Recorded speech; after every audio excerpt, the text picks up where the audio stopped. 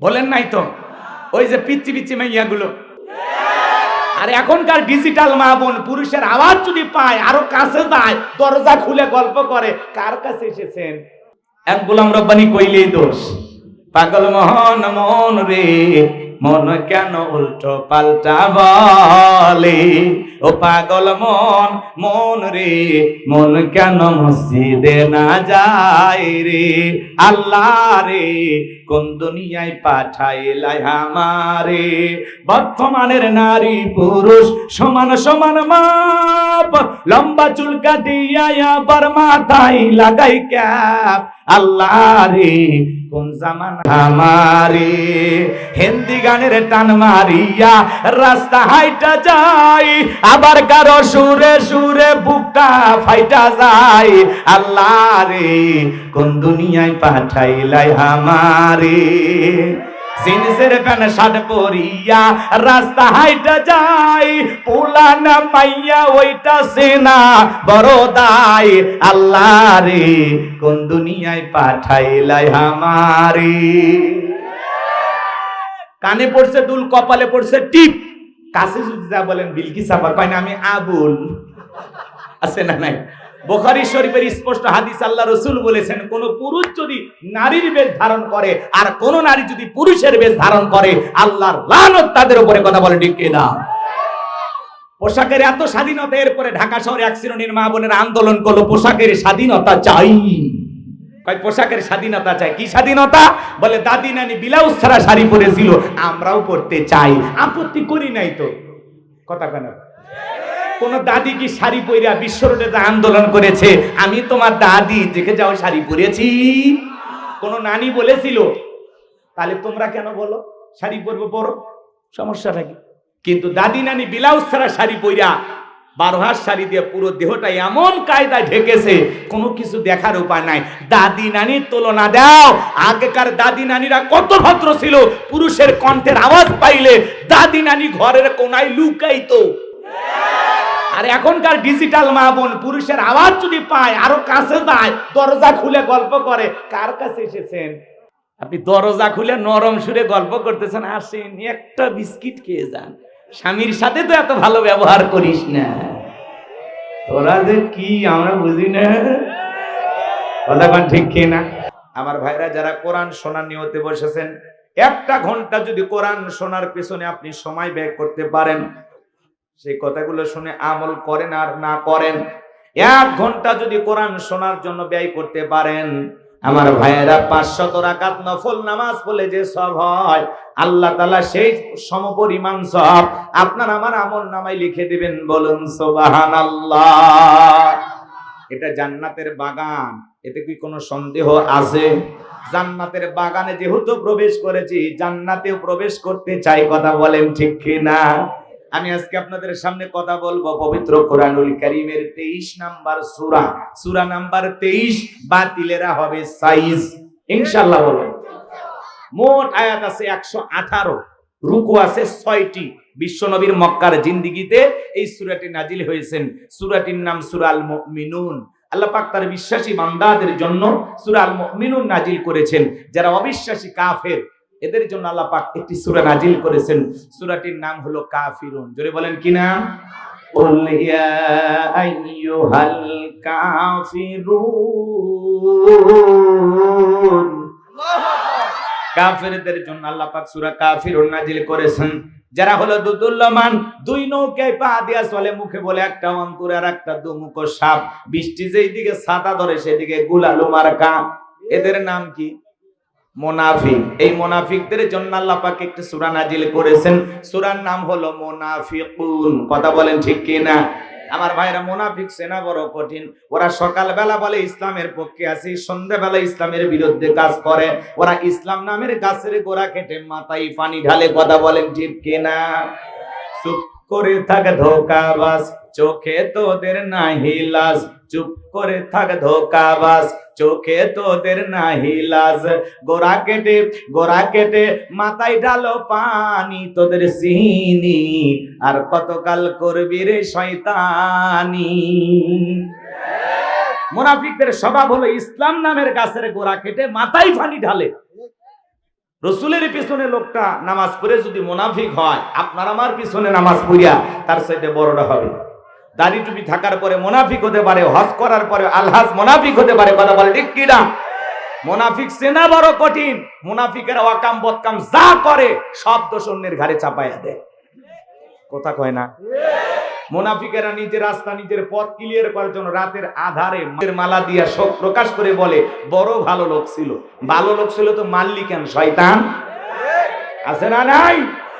এজন্য মুনাফিক চেনা বড় কঠিন। মনে রাখবেন, হিন্দুদের ভিতর থেকে মুনাফিকের জন্ম হয় না, খ্রিস্টানদের ভিতর থেকে মুনাফিকের জন্ম হয় না, বৌদ্ধদের ভিতর থেকে মুনাফিকের জন্ম হয় না। মুনাফিকের জন্ম হয় মুসলমানের ভিতর থেকে। কথা বলে ঠিক কিনা? মনে রাখবেন, অমুসলিমের দ্বারা ইসলাম যতটা না ক্ষতিগ্রস্ত হয়, নামধারী মুনাফিক মার্কা মুসলমানের দ্বারা ইসলাম সবচেয়ে বেশি ক্ষতিগ্রস্ত হয়।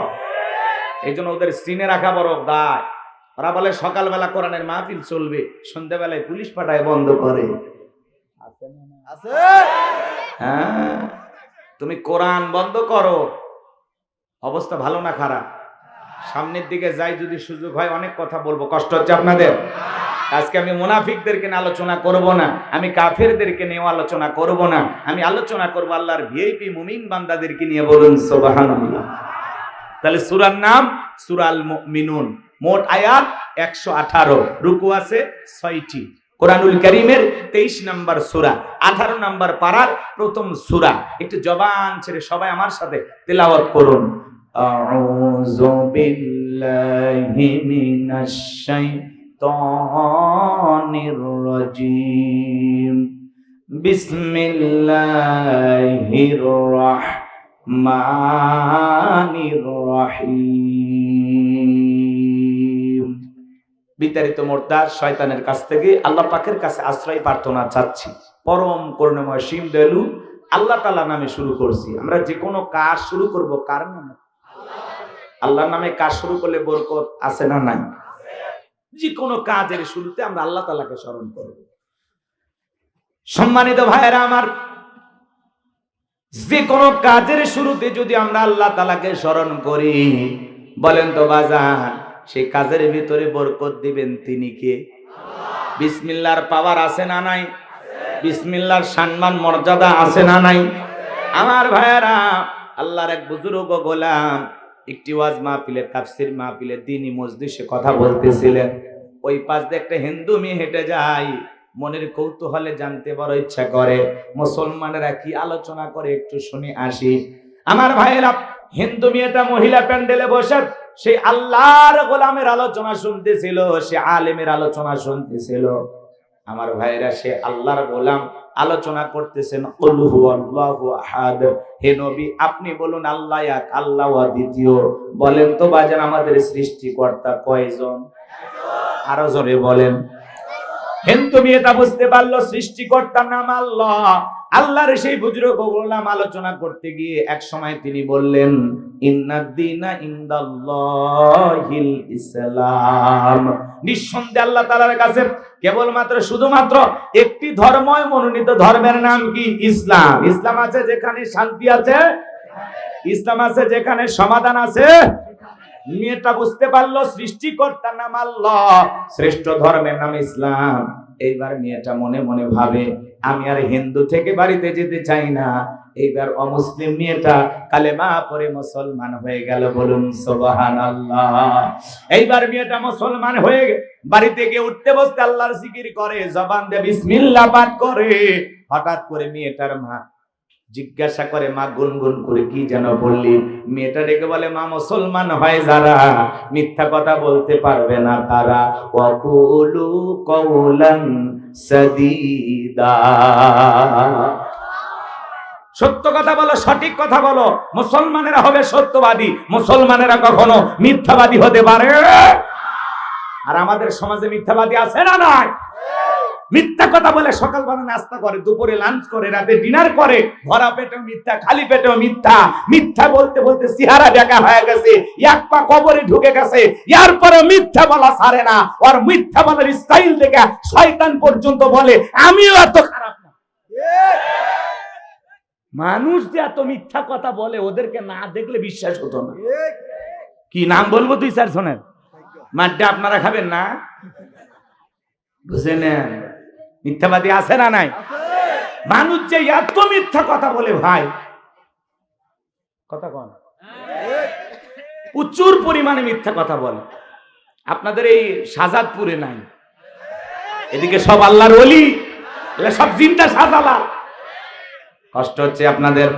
সামনের দিকে যাই, বাজান গো আমার, মেয়েটা ডেকে বলে, মা মুসলমান হয়ে যারা মিথ্যা কথা বলতে পারে না তারা। আমি গত কয়েকদিন আগে মুসলমানদের একটি ধর্মীয় প্রোগ্রামে গিয়ে কোরআনের মাহফিলে গিয়ে আলোচনা শোনার পরে বুঝতে পেরেছি সৃষ্টিকর্তার নাম আল্লাহ, শ্রেষ্ঠ ধর্মের নাম ইসলাম।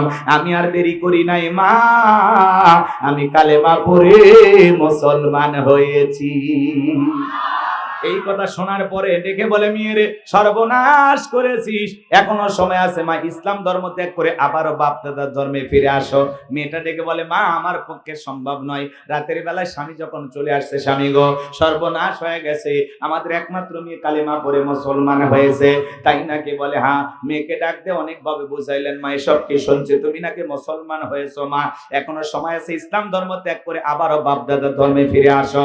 মেয়েটা ডেকে বলে, বাবা যত কথাই বলো, আমার পক্ষে ইসলাম ধর্ম ছাড়া সম্ভব নয়। ইসলাম মানতে গেছে শান্তি পেয়েছি, যে মজা পেয়েছি, আমি আর ইসলামের পথ ছাড়তে রাজি নাই। বাবা রাগান্বিত হয়ে মেয়ের গালে একটা থাপ্পড় বসায় দিলেন। মেয়েটা কাঁদতে কাঁদতে বলে, বাবা যত খুশি আঘাত করতে পারো, মারতে মারতে যদি মেরেও ফেলে দাও, জীবনটা দিতে রাজি, কিন্তু ইসলামের পথ ছাড়তে রাজি নাই। বলেন আল্লাহু আকবার। আমার ভাইরা, এই লোকটা পরের দিন সকালবেলা বাদশার দরবারে চলে গেছে। বাদশা তার সিলমোহর মারা আংটিটাই ব্যক্তির হাতে দিয়েছে। ওই দেশের একটা সিস্টেম ছিল, ওই আংটিটা যার হাতে থাকবে, কোনো কারণে যদি বাদশার সেই সিলমোহর মারা আংটিটা সে হারিয়ে ফেলে দেয়, সেই কারণে বাদশা তাকে ফাঁসি দিয়ে মারে।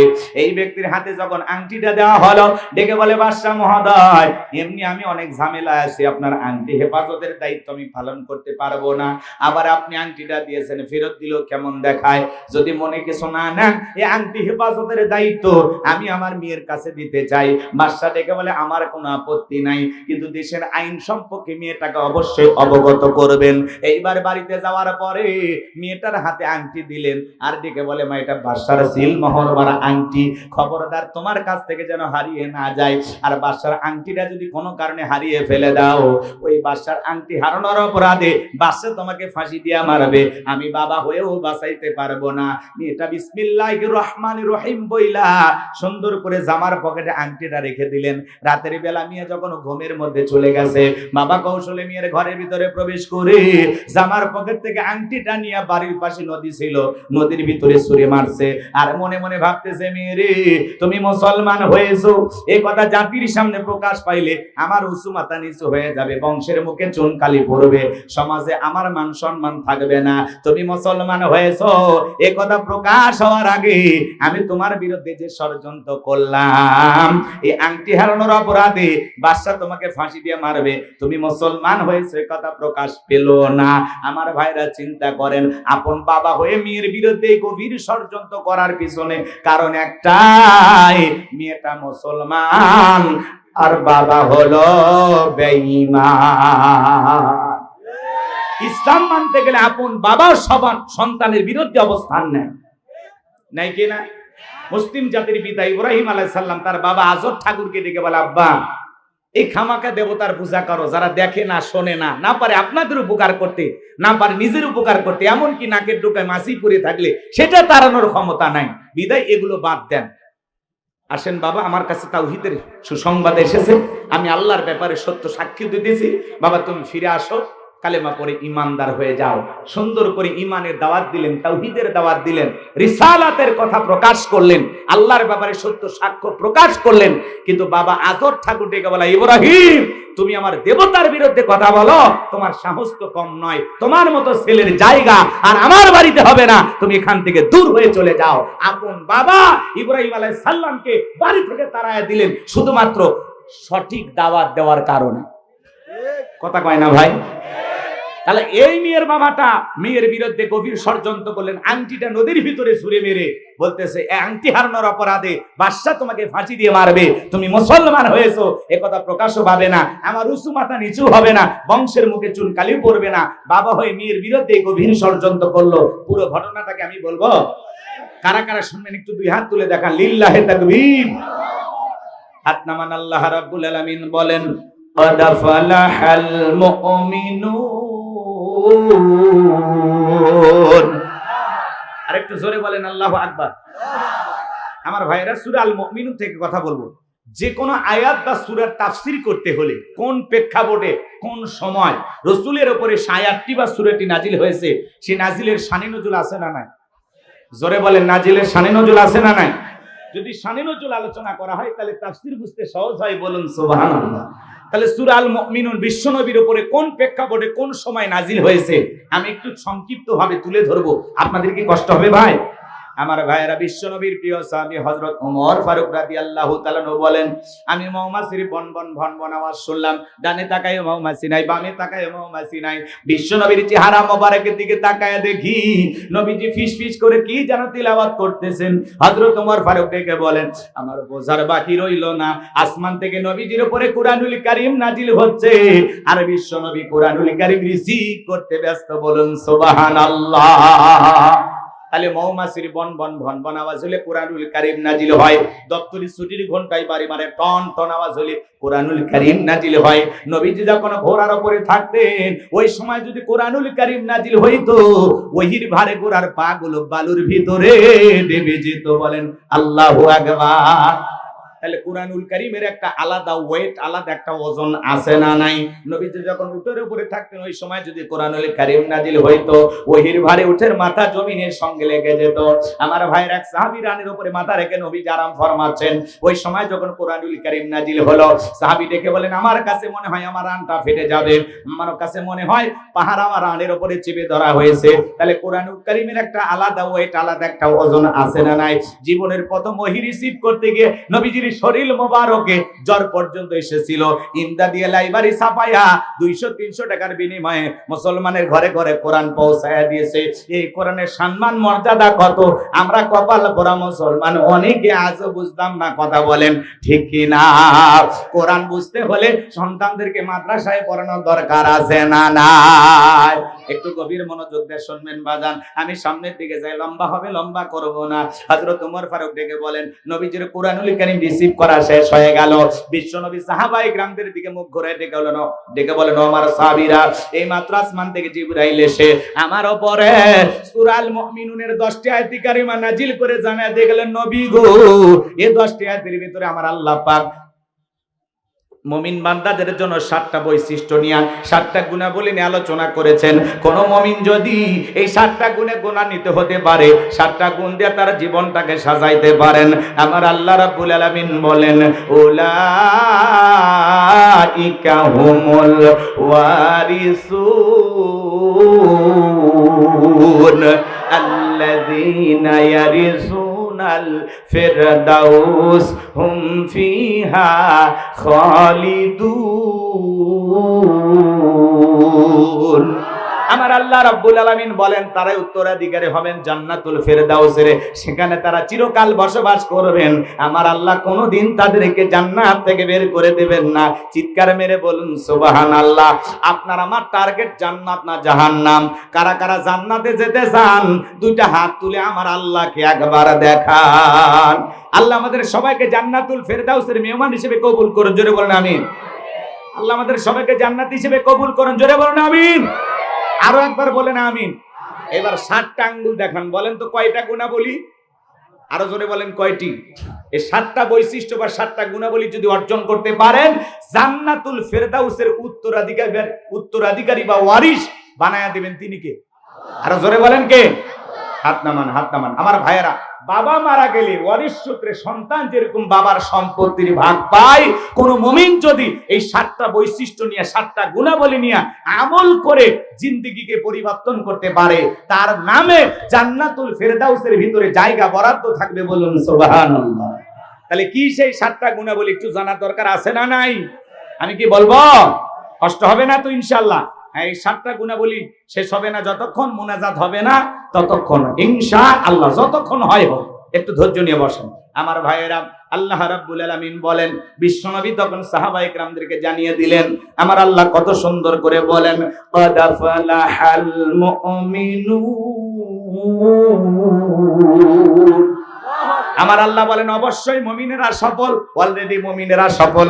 সফল হয়েছে তারা ঈমান এনেছে যারা। আল্লাহু আকবার। সফল হয়েছে কারা? ঈমান এনেছে যারা।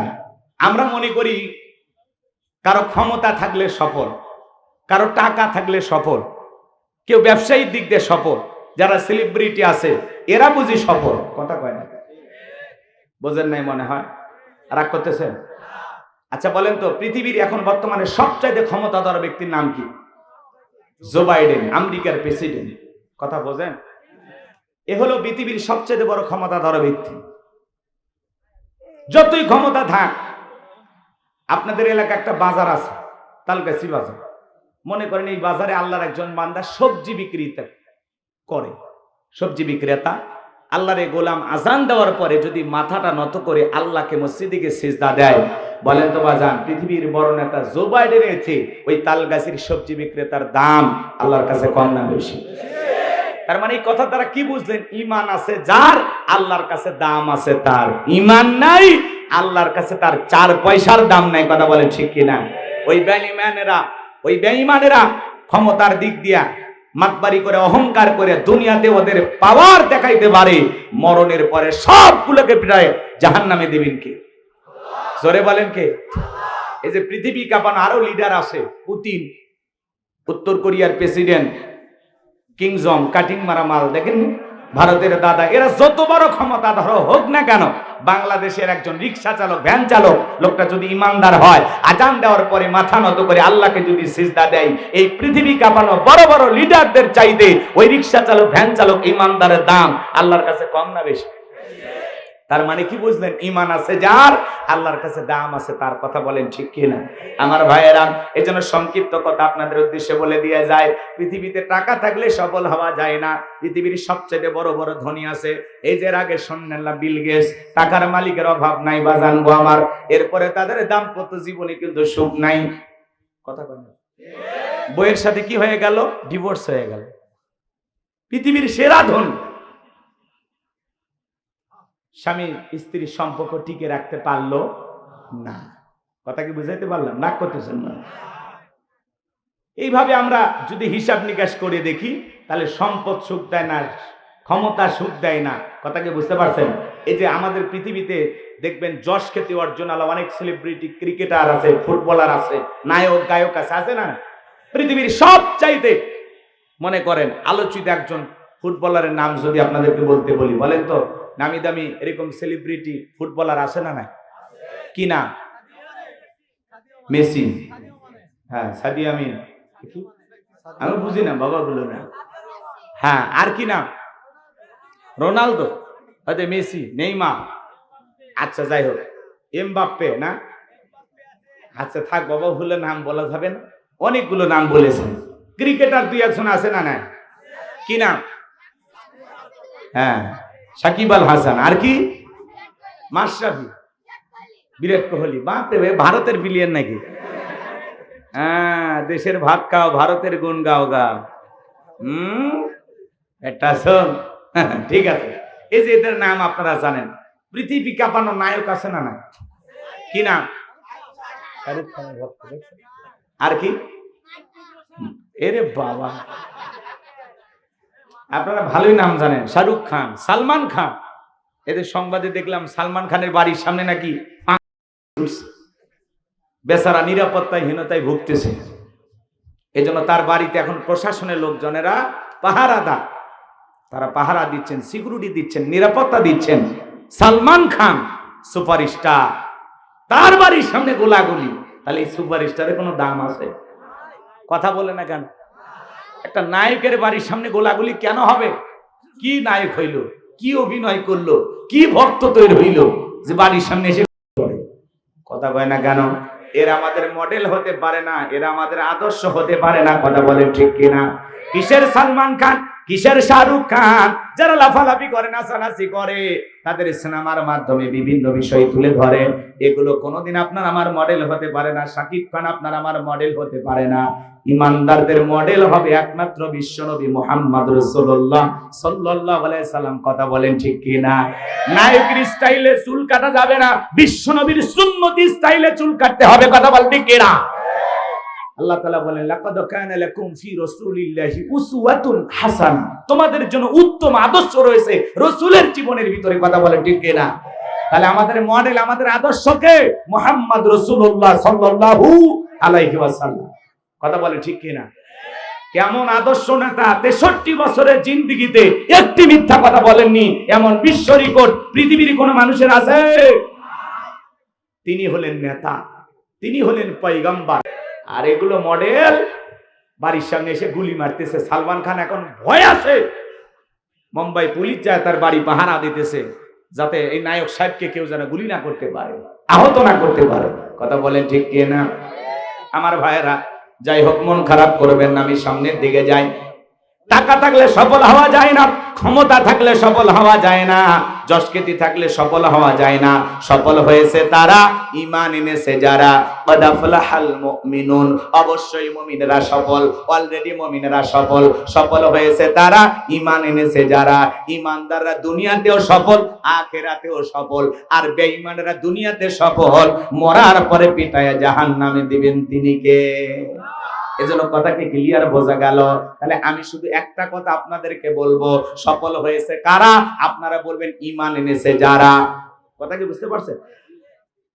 টাকা থাকলে আল্লাহর কাছে দাম নাই, ক্ষমতা থাকলে আল্লাহর কাছে দাম নাই। আল্লাহর কাছে দাম আছে তার, ঈমান আছে যার। চেহারা হোক কালো, হোক ফর্সা, হোক ধনী, হোক গরিব, লম্বা হন, খাটো হন, বেটো হন, চেহারা আঁকাবাঁকা যেমনই হোক না কেন, আপনার ভিতরে ঈমান আছে, আল্লাহর কাছে দাম আছে। আল্লাহর কাছে যদি দামি হতে পারি, এই জীবনে আর কিছু চাওয়ার আছে? তাহলে বলুন, সফল হয়েছে কারা? ঈমান এনেছে যারা। বলেন, সফল হয়েছে কারা? ঈমান এনেছে যারা। এইবার শোনেন, আমি ছোট্ট একটা প্রশ্ন আপনাদেরকে করি। একজন অমুসলিম জোহরের নামাজের পূর্বে ঈমান গ্রহণ করেছে, ওই ব্যক্তির উপরে জোহরের সালাত আদায় করা কি? মাশাআল্লাহ, কি ফরজ। জোহরের নামাজের পূর্বে একজন অমুসলিম যদি ঈমান গ্রহণ করে, ওই ব্যক্তির উপরে জোহরের সালাত আদায় করা কি? ফরজ। ভালো করে বুঝবেন। আল্লাহ পাক যখন মুমিন বান্দাদের 7টা বৈশিষ্ট্য, 7টা গুণাবলী নিয়ে আলোচনা শুরু করলেন, আমার আল্লাহ তাআলা 1 নাম্বার সালাত দিয়ে শুরু করলেন। কারণ মুমিন জীবনের সবচাইতে গুরুত্বপূর্ণ ইবাদতের নাম হলো সালাত। কথা বলেন ঠিক কি না? এই জন্য মুমিন বান্দার 1 নাম্বার গুণাবলী, আল্লাযীনা হুম ফি সালাতিহিম খাশিউন। আমার আল্লাহ রাব্বুল আলামিন বলেন, যারা নিজেদের সালাত বিনয়ের সহিত, নম্রতার সহিত, খুশু ভাব নিয়ে, আল্লাহর ভয় নিয়ে আদায় করে। আপনি আমি যখন সালাত আদায় করব, অন্তরে ভয় থাকতে হবে কার? তাফসীর ইবনে কাসির থেকে বলছি, বাজান গো আমার, তাফসীরকারকেরা এই আয়াতের ব্যাখ্যায় লিখেছেন, আপনি আমি যখন নামাজের ভিতরে দাঁড়িয়ে যাব, অন্তরের ভিতরে সুচিন্তা, দুশ্চিন্তা, বিবির কথা, ব্যবসা বাণিজ্যের কথা, দুনিয়াবি কোনো চিন্তা ভাবনা মনের মধ্যে রাখা যাবে না। টেনশন মুক্ত হৃদয় নিয়ে আল্লাহ রাব্বুল আলামিনকে সিজদা দেওয়ার জন্য মসজিদে গিয়ে দাঁড়ানোর দরকার আছে না নাই? তাহলে আপনি আমি যখন মসজিদের সালাত আদায় করার জন্য দাঁড়িয়ে যাব, বিবির কথা, ব্যবসা বাণিজ্যের কথা, দুনিয়াবি কোনো চিন্তা ভাবনা মনের মধ্যে রাখা যাবে না। সব চিন্তা ভাবনা মসজিদের বাইরে রেখে একমাত্র আল্লাহর ভয় নিয়ে মসজিদে ঢুকতে হবে। তাহলে আপনি আমি যখন নামাজের মধ্যে দাঁড়ায় যাব, অন্তরে ভয় থাকবে কার? এ ভাই, একটা দুইটার স্লোগান দিয়ে এখনই লাফালাফি, সমস্যা নেই। শোনেন, কে কি করলো এটা দেখার বিষয় না, আমি আমার গতিতে চলবো, যখন তখন দোয়া করে দেবো। আমাদের আসল কাজ হয়ে গেছে। কথা বোঝেন না? না, হয়ে গেছে। কালেকশন হয়নি, ওইটাই তো আসল কাজ। সবই আমাকে খালি বয়ান করে নিলেন, সবই তো করে নিলেন। আচ্ছা যাই, বললেন এমনি বলতেছি, বোঝেন না, কথা ধরা হবে না তো, ধরলে ঝামেলায় পড়ে যাবে। আচ্ছা, মানে আমি এমনি তাল মারতেছি, আপনি আবার ভাবেন না যে ওইটার জন্য হুজুর করলো না। মানে একটা মাহফিল করা হয় যে কোনো উদ্যোগে, তাই না? কালেকশন মোটামুটি হয়ে গেলে মাহফিল সফল। আর বক্তা যে বয়ান করবে এটা বোনাস। আমি তো বললামই যে 1.5টা হোক 2টা হোক সেটা পরে কার হিসাব, কিন্তু পরিবেশ দিতে হবে। বোঝেন নাই কথা? জি। আর এদিক খেয়াল করে, এদিক খেয়াল করে, অন্তরের ভিতরে ভয় থাকবে কার? ইয়া আইয়ুহাল্লাযীনা আমানু তাকুল্লাহ, হে ঈমানদারগণ আমি আল্লাহকে ভয় করো, হাক্কা তুকাতিহি, ভয় করার মতো ভয় করো। সালাত কিভাবে আদায় করব, বিশ্বনবী কিভাবে আদায় করেছেন? আম্মা জান আয়েশা রাদিয়াল্লাহু তাআলা আনহা বলেন, নবী নামাজের ভিতরে এত লম্বা সময় দাঁড়িয়ে থাকতেন, মাঝে মাঝে আমি তাকায়া দেখতাম বিশ্বনবীর পা মোবারক ফুলে উঠেছে। বলুন সুবহানাল্লাহ। তাহলে নবীজি কত লম্বা সময় নামাজে দাঁড়িয়ে থাকতেন, যার কারণে পা ফুলে উঠত। 2 মিনিট দাঁড়া থাকতে পা ফলে? আধা ঘন্টা, 1 ঘন্টা না, ঘন্টার পর ঘন্টা। কথাকে বোঝা গেল? আমার ভাইয়ের আম্মা জান আয়েশা ডেকে বলেন, নবীজি এত লম্বা সময় ধরে সিজদা দিতেন, মাঝে মাঝে মনে হইতো নবীজি আর কোনোদিন সিজদা থেকে মাথা উঠাবেন না। আম্মা জান আয়েশা ডেকে বলেন, একদিন রাতের বেলায় দেখি নবীজি সিজদা দিয়ে এত কান্না করেছেন, কাঁদতে কাঁদতে বিছানাটা ভিজে গেছে। আমি মনে করলাম পানি পরে ভিজে গেছে, কিন্তু না, আমি তাকায় দেখি বিশ্বনবী সিজদা দিয়ে এত কান্না করেছেন, কাঁদতে কাঁদতে সিজদার জায়গাটা ভিজে গেছে। নবীজি যখন সিজদা থেকে মাথা উঠাইলেন, আম্মা জান আয়েশা ডেকে বলে, নবী এত কান্না কেন করেছেন, কি হয়েছে আপনার? বিশ্বনবী ডেকে বলে, আয়েশা আমি তো আমার জন্য কাঁদি নাই, আমি কাঁদি আমার গুনাহগার উম্মতের জন্য। আল্লাহর কাছে কেঁদে কেঁদে বলি, আল্লাহ আমার গুনাহগার উম্মতের গুনাহগুলো মাফ করে দাও। যেই নবীর জীবনে কোনো গুনাহ নাই, নবীরা জন্মের আগেও মাসুম, জন্মের পরেও মাসুম, সেই নবী দিনের মধ্যে 70 বারেরও বেশি ইস্তেগফার করতেন। আপনার আমার গুনাহ মাফের আশায় নবী যদি সিজদা দিয়ে কান্না করতে পারেন, তাহলে আমরা হলাম মূল অপরাধী, মূল আসামি, মূল ভিকটিম। তাহলে বলেন তো বাজান, নিজেদের অপরাধের জন্য সিজদা দিয়ে মালিকের কাছে কান্না করা দরকার আছে না নাই? 5 ওয়াক্ত নামাজ, এইটা তো ডিউটি, এটা তো পড়াই লাগবে, এটা তো বাধ্যতামূলক ওয়ার্ডার। শুধুমাত্র 5 ওয়াক্ত সালাত আদায় করব না, রাত্রি জাগরণ করেও সিজদা দেব কাকে? আমার ভাইয়েরা, রাতের 1টা 2টা 3টার দিকে আরামের বিছানা ত্যাগ কইরা, বিবির ভালোবাসা ত্যাগ কইরা যারা রাত্রি জাগরণ করে আল্লাহকে সিজদা দেয়, আমার আল্লাহ পাক বলেন, ওয়াল্লাযীনা ইয়াবিতুনা লিরাব্বিহিম সুজদাও ওয়া কিয়ামা। আমার আল্লাহ পাক জানিয়ে দিলেন, যারা রাত্রি জাগরণ করে আমি আল্লাহকে সিজদা দেয়, আমি আল্লাহর জন্য দণ্ডায়মান হয়ে যায়। আমার ভাইয়েরা, রাতের 1টা 2টা 3টার দিকে উইঠা বিবির ভালোবাসা ত্যাগ করে, আরামের বিছানা ত্যাগ করে, ঠান্ডা পানিতে ওযু বানাইয়া নিরালা নিবৃত্তিতে আল্লাহর যে বান্দা যাই নামাজে দাঁড়ায় গেল, এই নামাজ দুনিয়ার কাউকে দেখানোর জন্য নয়, এই নামাজ দুনিয়ার কারো খুশির জন্য নয়, এই নামাজ হলো একমাত্র আল্লাহ তাআলাকে রাজি খুশি করার জন্য। কথা বলেন ঠিক কিনা? তাহাজ্জুদের নামাজে যারা দাঁড়িয়ে যায়, এই নামাজ দুনিয়ার কাউকে দেখানোর জন্য নয়, এই নামাজ হলো একমাত্র কাকে খুশি করার জন্য। কুল ইন্না সলাতি ওয়া নুসুকি ওয়া মাহইয়ায়া ওয়া মামাতি লিল্লাহি রাব্বিল আলামিন। আল্লাহ রাব্বুল আলামিন জানিয়ে দিলেন, নবীজি আপনি বলুন, আমার নামাজ, আমার কুরবানি, আমার জীবন, আমার মরণ লিল্লাহি রাব্বিল আলামিন, আসমান জমিনের প্রতিপালকের জন্য। তাহলে মুমিন জীবনের সকল ইবাদত হবে একমাত্র আল্লাহ তাআলাকে রাজি খুশি করার জন্য, আল্লাহকে পাওয়ার জন্য। কথা বলেন ঠিক কিনা? আমার ভাইয়েরা, যারা রাতের আধারে 1টা 2টা 3টার দিকে ওইটা তাহাজ্জুদে আল্লাহকে সিজদা দেয়, এদের জীবনে পেরেশানি নাই, হতাশা নাই। যারা ইবাদতের মাধ্যমে, সিজদার মাধ্যমে আল্লাহর নৈকট্য লাভ করতে পেরেছে, তাহলে রাতের শেষ রাত্রিতে উইটা সিজদার মাধ্যমে, নামাজের মাধ্যমে প্রেম করব কার সাথে? জোরে বলেন। ইবাদতের মাধ্যমে আল্লাহর সাথে প্রেম করতে হবে, গভীর নিশিতে একমাত্র আল্লাহ তাআলাকে ডাকতে হবে। যুবক, তোমরাও রাত্রি জাগরণ করো, তবে আল্লাহকে সিজদা দিয়ে না।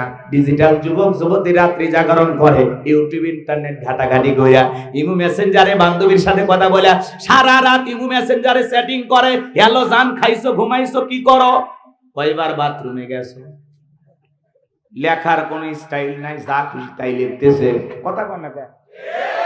মেয়েটা রাগ করে বলতেছে আমি এখন একটা গল্পের বই পড়তেছি। কি? কয় তোমাকে চাই। ছেলে বলতেছে আমার বাড়িতে একটা উপন্যাস আছে। কি? কয় মিলন হবে কত দিনে? তোর মরণের পরে। কথা কন। সারা রাত ইউটিউব ইন্টারনেট ঘাটাঘাটি কইরা ইমো মেসেঞ্জারে বান্ধবীর সাথে কথা বইলা ফজরের আজান হয় যখন ওই হাইব্রিড যুবক ঘুমাইতে যায় তখন নামাজও পড়ে না। আছে না নাই? এ যুবক, এই ঘুম ভাঙলে সকাল, না ভাঙলে পরকাল। কথা বলেন ঠিক কিনা? কেমন করে ঘুমাও তুমি ওরে সিরাজগঞ্জের যুবক, কেমন করে ঘুমাও তুমি ফজর করে কাজা? এমন তো হতে পারে ও তোমার জহরে জানাজা, এমন তো হতে পারে ও তোমার জহরে জানাজা। কথা বলে ঠিক কিনা? যুবক রাত্রি জাগরণ করে বান্ধবীর সাথে কথা বলবা, সিজদা দিবা কারে? প্রেম করতে হবে কার সাথে? আরো জোরে বলেন কার সাথে? দুনিয়ার ধোকায় পাগল হয়েও না। যুবকদেরকে পরে সাইজ করতেছে, ওদেরকে সাইজ করা খুব ইচ্ছা আমার, একটু অপেক্ষা করে। আমার ভাইয়েরা সামনের দিকে যায়। যে কথা বলতে চাচ্ছিলাম বলেন তো বাজান, তাহলে রাত্রি জাগরণ করে সিজদা দেব কাকে? আরো জোরে বলেন। সিজদা দিয়ে চোখের পানি ছেড়ে দিয়া আল্লাহর কাছে কেঁদে কেঁদে বলবো রব্বানা সরিফান্না আযাবা জাহান্নাম ইন্না আযাবাহা কানা গরামা।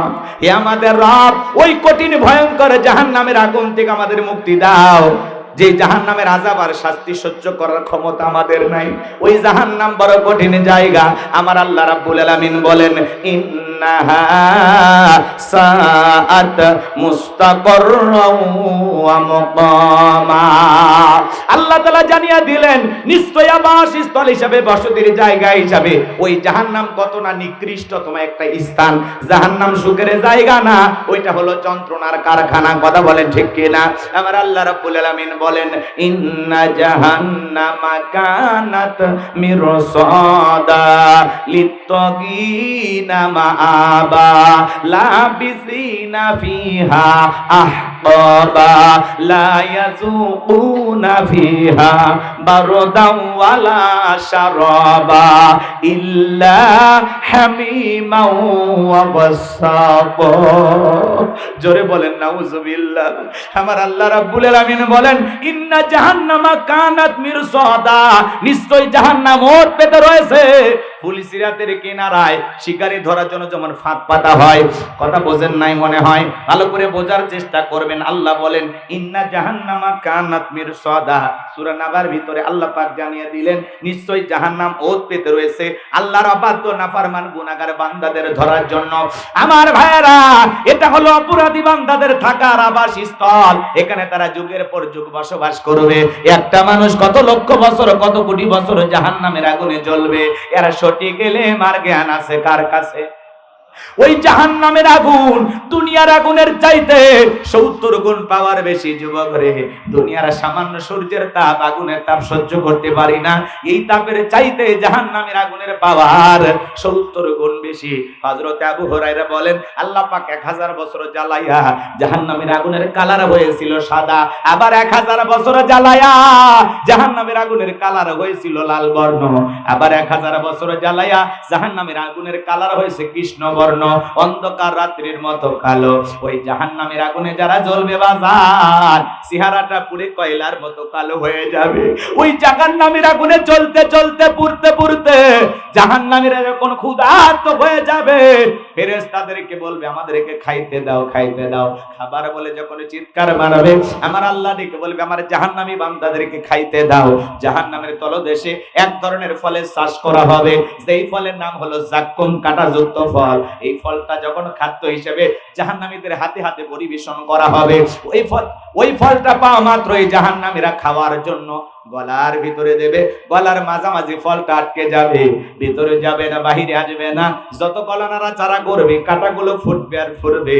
জাহান্নামী বান্দাকে আমার আল্লাহ এই ফল খাইতে দিয়েছে ক্ষুধা মেটানোর জন্য না, জাহান্নামী বান্দার শাস্তি আরো বেশি বাড়ানোর জন্য। কথা বলেন ঠিক কিনা?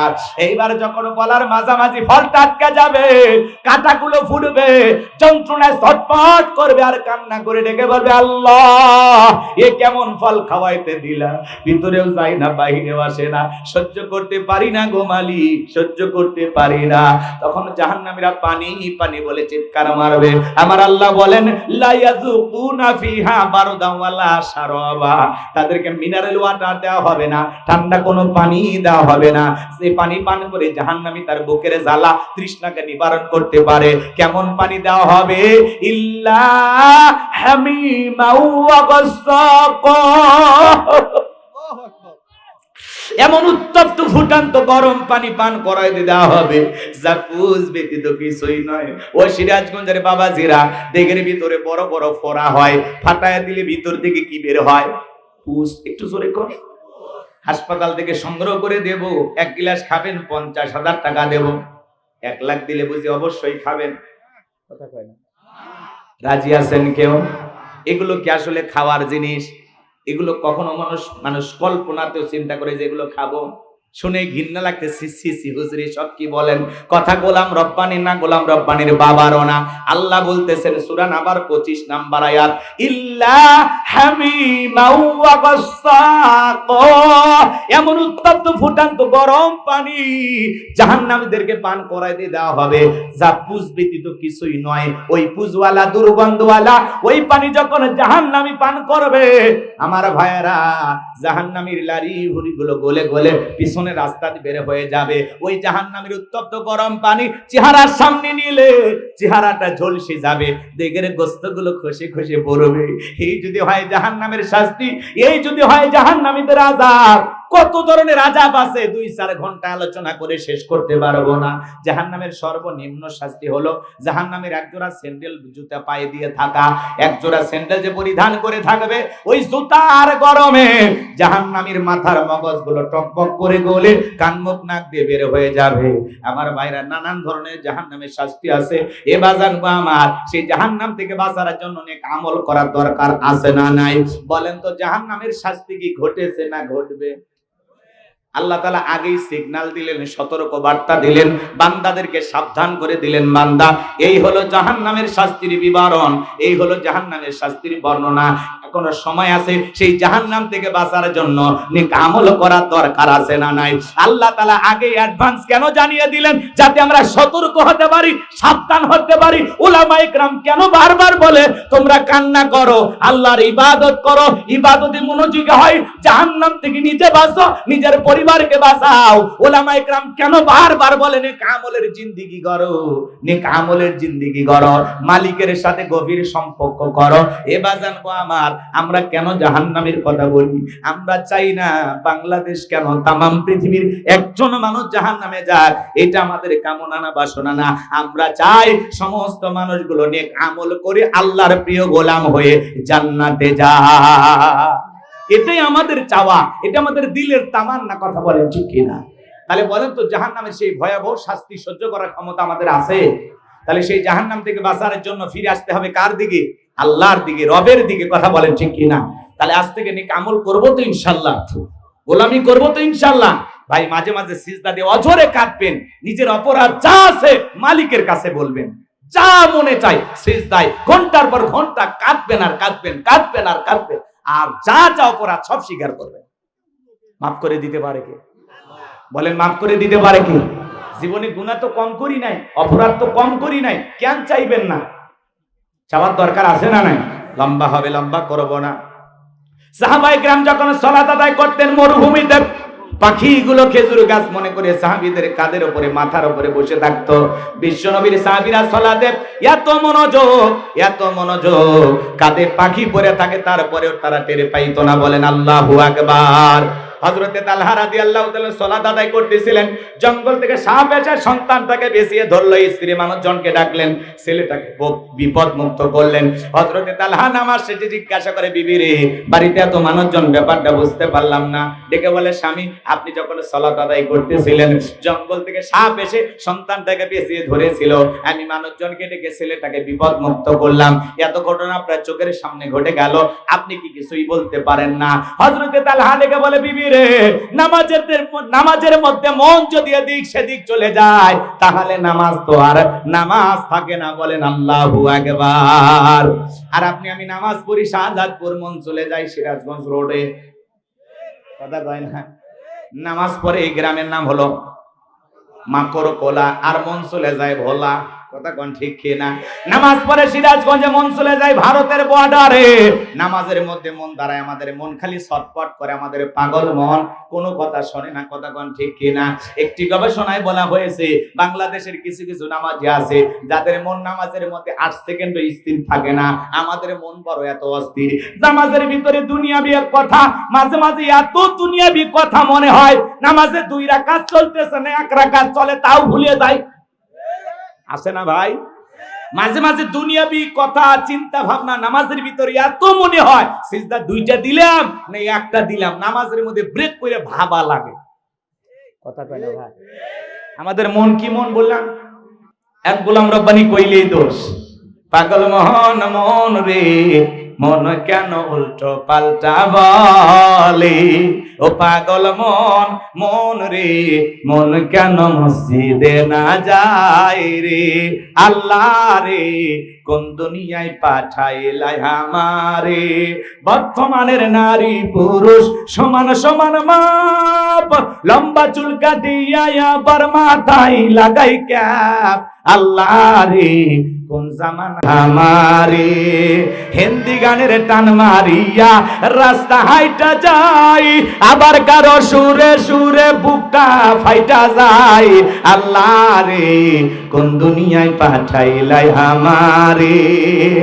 জিন্সের প্যান্ট শার্ট পরিয়া রাস্তা হাইটা যায়, পোলা না মাইয়া ওইটা সেনা বড় দায়। আল্লাহ রে কোন দুনিয়ায় পাঠাইলাই আমারে?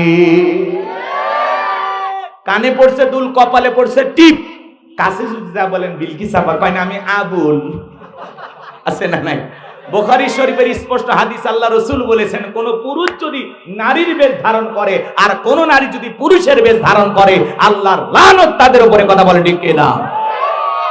পোশাকের এত স্বাধীনতা, এরপরে ঢাকা শহরে এক শ্রেণীর মা বোনেরা আন্দোলন করলো পোশাকের স্বাধীনতা চাই। ভুলে গেছেন আপনারা সেই দিনের ইতিহাস? এই তো গত 2 বছর আগের কথা, বলেন নাই তো? ওই যে পিচ্চি পিচ্চি মাইয়াগুলো কয় পোশাকের স্বাধীনতা চাই। কি স্বাধীনতা? বলে দাদি নানি ব্লাউজ ছাড়া শাড়ি পরেছিল, আমরাও পরতে চাই, আপত্তি করি নাই তো। কথা কেন? কোন দাদি কি শাড়ি পরিয়া বিশ্ব রোডে আন্দোলন করেছে আমি তোমার দাদি দেখে যাও শাড়ি পরেছি? কোন নানি বলেছিল? তাহলে তোমরা কেন বলো শাড়ি পরবো, পরো, সমস্যাটা কি? কিন্তু দাদি নানি ব্লাউজ ছাড়া শাড়ি পরিয়া 12 হাত শাড়ি দিয়ে পুরো দেহটা এমন কায়দায় ঢেকেছে কোনো কিছু দেখার উপায় নাই। দাদি নানির তুলনা দাও, আগেকার দাদি নানিরা কত ভদ্র ছিল, পুরুষের কণ্ঠের আওয়াজ পাইলে দাদি নানি ঘরের কোনায় লুকাইতো। আর এখনকার ডিজিটাল মা বোন পুরুষের আওয়াজ যদি পায় আরো কাছে যায়, দরজা খুলে গল্প করে কার কাছে এসেছেন, কার খোঁজ করতেছেন। বাদশা শোনেন, আগে শোনেন, বাদশা বাদশা তো আমারই স্বামী, আসেন একটু ভিতরে বসেন, একটু চা দেই, একটা বিস্কিট খাইয়ে যান ভাই, খালি মুখে বিদায় নেবেন, আমার তো ঘরে বরকত আসবে। ইন্নাল হামদুলিল্লাহিল আকরামিল্লাযী খালাকাল ইনসানা ওয়া কাররামা ওয়া 'আল্লামাহু মিনাল বায়ানি মা লাম ইয়ালাম। ফাসুবহানাল্লাযী লা ইহসা ইমতিনানুহু বিল লিসানি ওয়ালা বিল কলাম। নাশহাদু আল্লা ইলাহা ইল্লাল্লাহু ওয়াহদাহু লা শারীকা লাহু ওয়া নাশহাদু আন্না সাইয়্যিদানা ওয়া সানাদানা ওয়া হাবিবানা ওয়া মাওলানা মুহাম্মাদান আবদুহু ওয়া রাসূলুহু الذي أرسله بالحق بشيرا ونذيرا وداعيا إلى الله بإذنه وسراجا وقمرا منيرا. فقد قال الله تعالى في كلامه المجيد وفي فرقانه الحميد সকলে জবান ছেড়ে মোহাব্বতে আওয়াজ দিয়ে পড়ুন আউযু বিল্লাহি মিনাশ শাইতানির রাজিম বিসমিল্লাহির রাহমানির রাহিম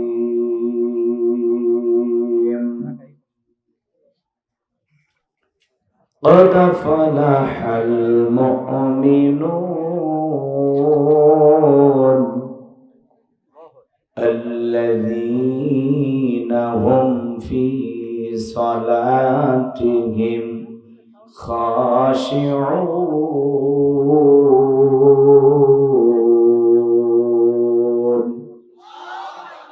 صدقت يا رب العالمين وعن أبي هريرة رضي الله تعالى عنه قال قال رسول الله صلى الله عليه وسلم الدنيا سجن المؤمن وجنة الكافر رواه مسلم وقال تعالى في شان حبيبي إن الله وملائكته يصلون على النبي يا أيها الذين آمنوا صلوا عليه وسلموا تسليما شكل درود إبراهيم পড়ুন اللهم صل على محمد وعلى آل محمد كما صليت على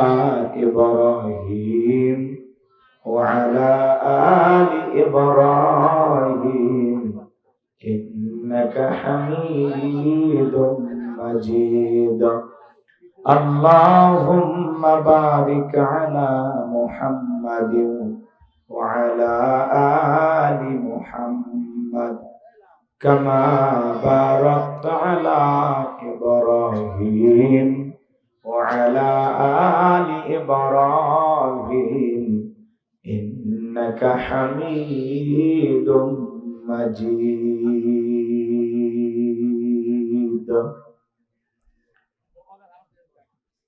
মুসলিম মোরা ঘুমিয়ে পড়েছি বিবেকে ঝলসে তালা রক্ত মদের হয়েছে শিথিল পাপে অন্তর কালা আসছে পথে আধার নেমে তাই বলে কি রইবি থেমে বাড়ে বাড়ে জ্বালবে বাতি হয়তো বাতি জ্বলবে না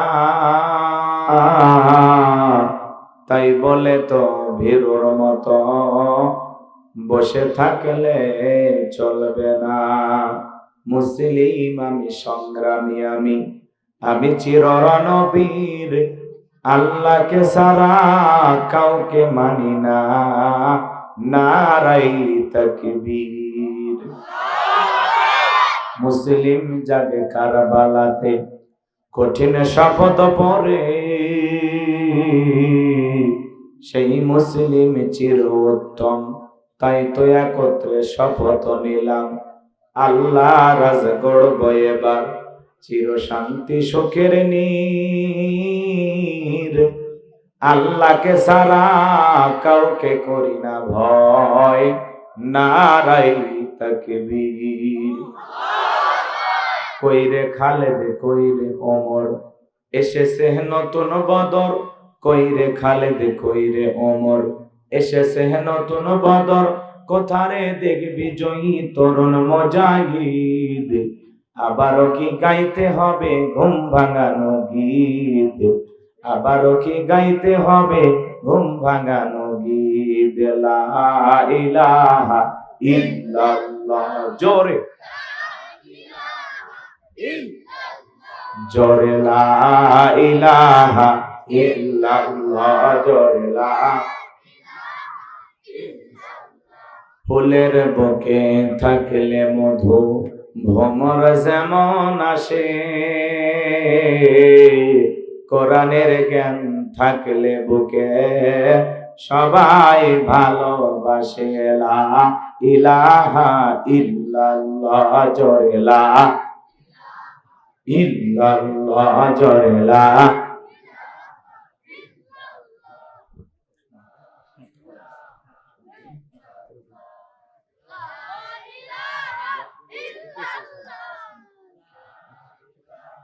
ইল্লাল্লাহ জোরে লা ইলাহা ইল্লাল্লাহু মুহাম্মাদুর রাসূলুল্লাহ। জবান ছেড়ে এক বাক্যে পড়ছি সাল্লাল্লাহু আলাইহি ওয়াসাল্লাম। বাংলাদেশের ঐতিহ্যবাহী সিরাজগঞ্জ জেলার শাহজাদপুর থানার অন্তর্গত মাকড়কোলা কবরস্থানের উন্নতি কল্পে আজকের এই তাফসীরুল কোরআন মাহফিলের সম্মানিত সুযোগ্য অনারেবল প্রেসিডেন্ট জনাব আলহাজ মোহাম্মদ কেরামত আলী, আল্লাহ পাক তার গোলামকে হায়াতে তৈয়বা সিয়াতে কুলিয়া দান করুন, সকলে বলুন আমিন। সহ সভাপতি হিসাবে অনেকের নাম রয়েছে, আল্লাহ পাক সবাইকে দুনিয়া আখিরাতের উত্তম জাযা দান করুন, জোরে বলুন আমিন। আজকের প্রোগ্রামের প্রধান অতিথি বিশিষ্ট রাজনীতিবিদ, সমাজসেবক, মাননীয় এমপি মহোদয়, জননেতা জনাব চয়ন ইসলাম, আল্লাহ পাক তার গোলামকে হায়াতে তৈয়বা সিয়াতে কুলিয়া দান করুন, সকলে বলুন আমিন। আজকের প্রোগ্রামের বিশেষ অতিথিবৃন্দ, আমন্ত্রিত অতিথিবৃন্দ, আলোচনাকে ধন্য করেছেন মাওলানা মোহাম্মদ সাইফুল ইসলাম আশরাফি, কথা বলে ধন্য করেছেন হযরত মাওলানা মোহাম্মদ সাইদুর রহমান সিরাজি। সকল আলোচকের আলোচনা আল্লাহ পাক দ্বীনের জন্য, ইসলামের জন্য, কোরআনের ময়দানের জন্য কবুল করুন, সকলে বলুন আমিন। মঞ্চ উপস্থিত সম্মানিত ওলামায়ে কিরাম, সামনে বসা পিতৃ সমতুল্য মুরব্বী বাবা জিরান, কলিজার টুকরা প্রাণপ্রিয় যুবক ভাইরা, ছোট ছোট সোনামানিকেরা, পর্দার আড়ালের সম্মানিত বলা সরলা আবেদা সালেহা মা ও বোনেরা, প্রশাসনের সম্মানিত পুলিশের ভাইয়েরা, ডিবির ভাইয়েরা, জাতির বিবেক প্রিয় সাংবাদিক বন্ধুগণ, বিভিন্ন রাজনৈতিক দলের সম্মানিত নেতা কর্মী ভাইয়েরা, সবাইকে নিয়ে আরেকটি বার সালাম দিচ্ছি। আশা করছি সকলেই সালামের জবাব জোরে সোরে দেবেন। আসসালামু আলাইকুম ওয়া রাহমাতুল্লাহি ওয়া বারাকাতুহু।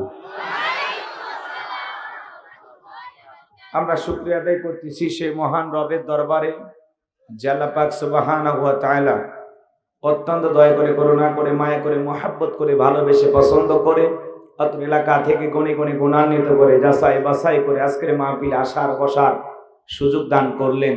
সে মহান রবের দরবারে সিজদা অবনত চিত্তে কালিমাতুশ শুকর আদায় করে পড়ছি আলহামদুলিল্লাহ। বিশ্ব নবীজির প্রতি দরুদ ও সালাম, হৃদয় নিংড়ানো সবটুকু ভালোবাসা উজাড় করে চিৎকার মেরে বলুন সাল্লাল্লাহু আলাইহি ওয়াসাল্লাম। সম্মানিত ভাইরা আমার, ভূমিকায় লম্বা কথা নয়, সরাসরি মূল আলোচনায় প্রবেশ করতে চাই। আজকের মাহফিলে আসতে পেরে, বসতে পেরে আপনারা খুশি না বেজার? কারা কারা বেজার দুই হাত তুলে দেখান। ওই যে মাঝে মাঝে দুই একজন চাচা হাত তুলতেছে, বুঝতে পারে না, তাই না?